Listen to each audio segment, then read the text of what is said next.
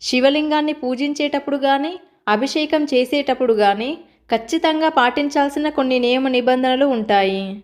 ఒకవేళ మీరు ఆ నిబంధనలను పాటించాల్సిన అవసరం లేదనుకుంటే, మీరు శివలింగానికి అభిషేకం చేయకపోవడమే మంచిది.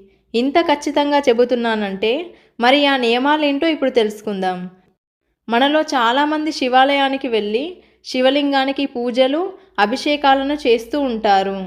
మరి అలా శివలింగాన్ని అభిషేకించేటప్పుడు మనం చేసే పెద్ద తప్పు ఏమిటంటే, నేరుగా శివలింగం పైనుండే అభిషేక జలాలను పోసి అభిషేకించడమే. శివలింగానికి అభిషేకం చేయడానికి కొన్ని నియమాలున్నాయి. శివలింగంలో మొత్తం శివుని కుటుంబం కొలువుతీరి ఉంటుంది.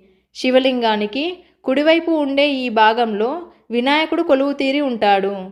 కాబట్టి మొట్టమొదటగా వినాయకుణ్ణి అభిషేకించాలి. ఇక శివలింగానికి ఎడమవైపు ఉండే ఈ భాగంలో